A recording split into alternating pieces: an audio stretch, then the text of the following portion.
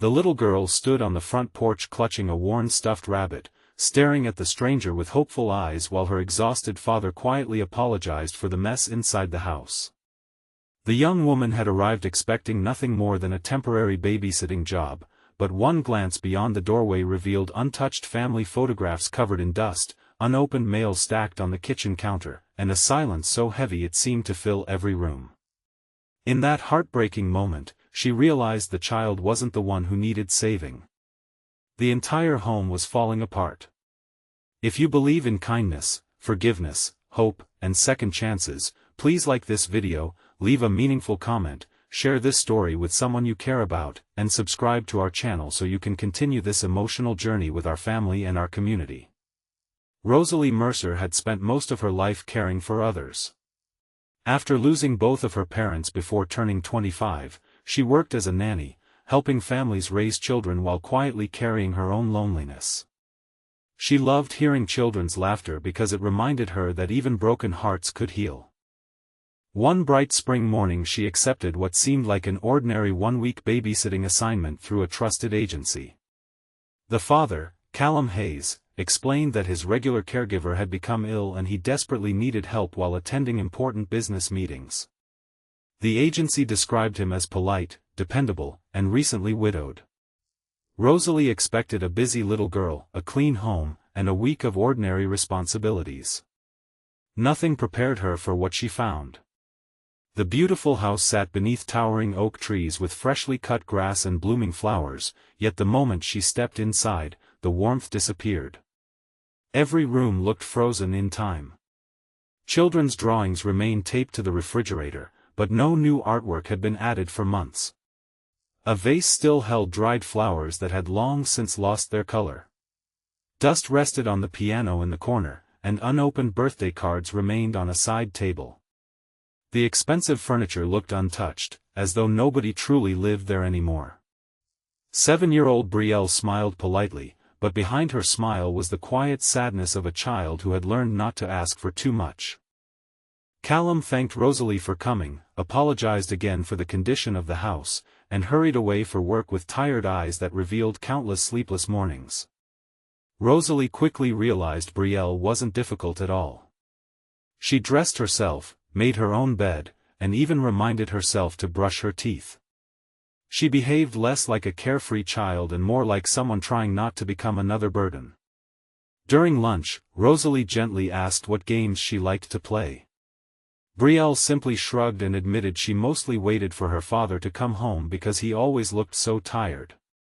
She didn't want to make things harder for him. Those words shattered Rosalie's heart. No child should carry the weight of protecting a parent's feelings. Instead of merely watching Brielle, Rosalie quietly began bringing life back into the home.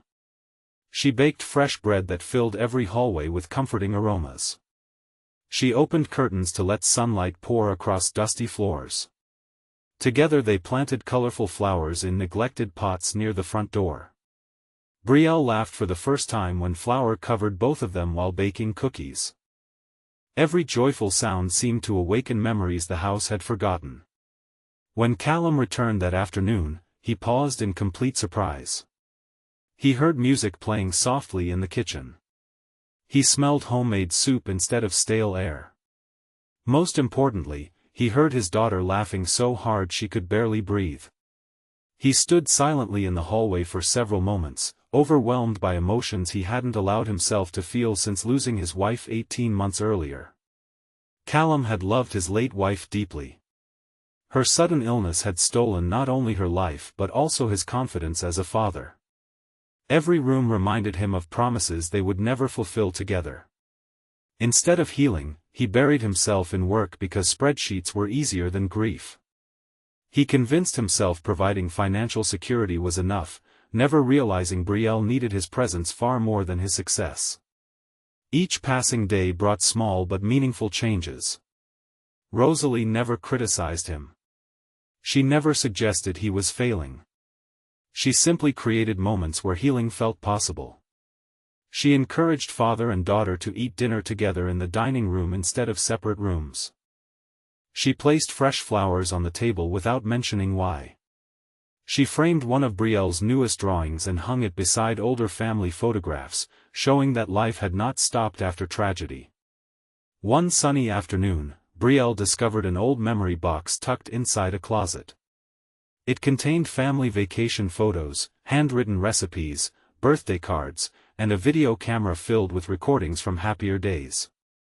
She asked if everyone could watch the videos together. Callum hesitated, afraid the memories would hurt too much. But Rosalie gently reminded him that remembering someone with love was different from refusing to move forward. As the videos played, laughter echoed through the living room once again.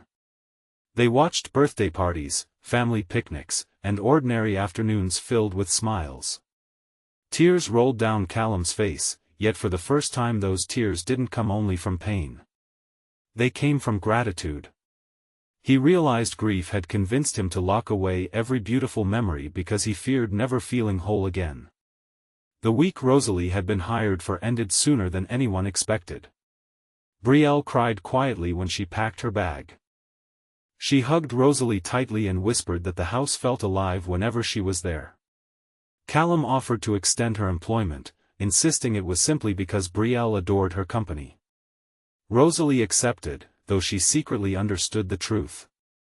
Neither father nor daughter wanted to return to the silence they had escaped together. Over the following months, their relationship transformed naturally. Weekends became family outings to parks, farmers' markets, and community festivals.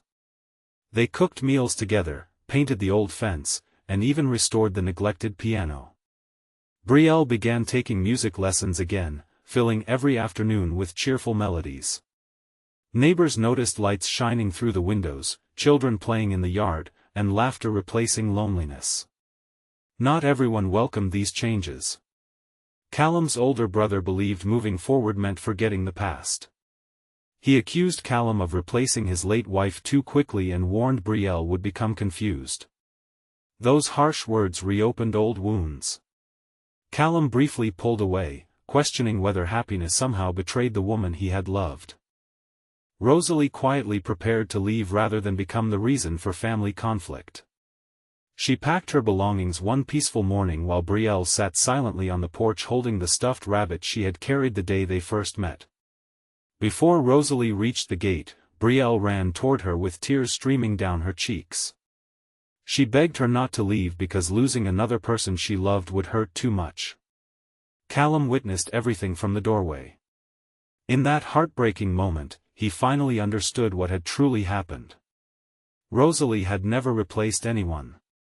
She had helped preserve the love already living inside their family while giving them permission to smile again.